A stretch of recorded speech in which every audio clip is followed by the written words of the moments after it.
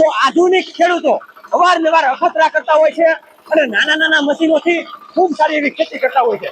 તો અત્યારે આ વસુધાના ટ્રેક્ટરથી મગફળી ઉપાડવાનું ચાલુ છે. આવનારી સિઝન એટલે કે ચણાની સિઝનમાં પણ આ ટ્રેક્ટર ખૂબ સારું એવું કામકાજ આવે એવું તમે જોઈ રહ્યા. આપણી સાથે ખેડૂતો સફળ ખેડૂત અને અનુભવી ખેડૂત જોડાયેલા છે. એની ઉંમર જોતા જ આપને એવું લાગે કે ભાઈ ખેતીવાડીમાં એનો ખૂબ સારો એવો નિચોડ આપણને દેખાય છે. તો મેઇન આપણે દાદાને એ પૂછીએ કે ભાઈ આ ટ્રેક્ટર એને કેવું કામકાજ આપે છે અને આ ગેરવાળા ટ્રેક્ટરથી પાવર ટીલરથી એ કેવી રીતના ખેતીમાં આગળ વધે છે.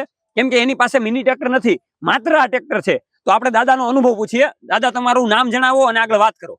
મારું નામ વાલજીભાઈ. બરાબર. આ વાવેતર આ ટ્રેક્ટર થી કર્યું છે. પછી રપટ આ ટ્રેક્ટર થી આંક્યા છે. પછી કાઢવામાં આ ટ્રેક્ટર થી 28 ની સાહ ને વાવેતર છે.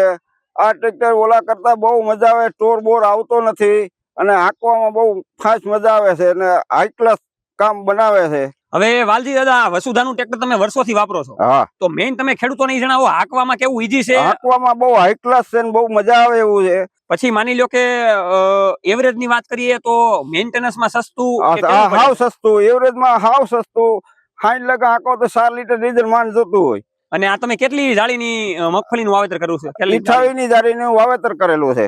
તો ખેડૂતો 28 આ ટ્રેક્ટર થી વાયુ છે. 28 ની જાળીએથી વાવેતર કર્યું છે અને 500 વખત રપટાણા હાંક્યું છે. અને પાછું અત્યારે જો કાઢવામાં 28 ની જાળીએ એક કોકો સાહ લઈને કાઢવામાં બહુ હાઈ ક્લાસ મજા આવે. તો આ તમારે વસુધાનું ટ્રેક્ટર મગફળીમાં તો ચાલે જ છે, પણ આવનારી શિયાળાની સિઝન કે જેમાં તમે ચણાનું વાવેતર કરવાના હોય, વટાણાનું વાવેતર કરવાના હોય, કપાસનું વાવેતર હોય, તો એની વચ્ચે પણ હાલે છે. શું કહો છો દાદા તમે? આ બધાની વચ્ચે હાલે. પણ સાહનું વાવેતર હોય તો બધાની વચ્ચે હાલે.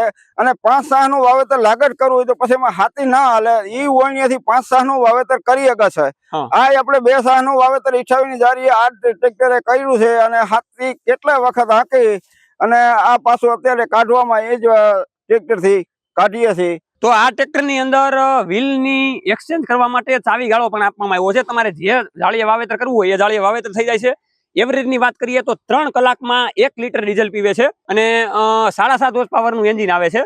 મેઇન આપણે આ ટ્રેક્ટર ની ખાસિયત ની વાત કરીએ તો ઓછા વજન વાળું હોવાને કારણે ટોર ઓછો બેસે છે. ખેડૂતો, આ વસુધાનું ગેર વાળું ટ્રેક્ટર છે અને ખૂબ સારી રીતના ફાવટ છે, પણ આપણે વખાણ ખોટા નથી કરવા. જે ટ્રેક્ટર હાકે છે એને જ આપણે પૂછી લઈએ. તો કેવી મજા આવે છે હાંકવાની? હાઈ ક્લાસ મજા આવે છે. ટ્રેક્ટર સારું હાલે છે અને અમે આખી મોસમ આ ટ્રેક્ટરે કરી છે. હવે માંડવી કાઢવામાં બહુ હાઈ ક્લાસ હાલે છે. આમાં કઈ જાતની ઉપાધિ જ નથી. તો તમારે ખેતીવાડીમાં મજા લેવી હોય તો આ વસુધાના ટ્રેક્ટર થી તમે સારી એવી મજા લઈ શકો છો. વધારે માહિતી માટે, અને મેં તમને ખાસ કીધું એ રીતે કે શિયાળુ પાકનું વાવેતર થવાનું છે, એમાં ઈજી વાવેતર કરવા માટે, વાવેતરની અંદર ખેડ કરવા માટે તમે આ વસુધાનું ટ્રેક્ટર સારી રીતે ઉપયોગ કરી શકો છો. વધારે માહિતી માટે વસુધા કંપનીના કોન્ટેક્ટ નંબર આપેલા છે. આજે જ કોલ કરો, માહિતી મેળવો. અને સબસિડી માન્ય ટ્રેક્ટર છે એટલે તમે સબસિડીનો પણ ભરપૂર ઉપયોગ લઈ શકો છો. જય જવાન જય કિસાન, આ બંને છે આપણા દેશની શાન.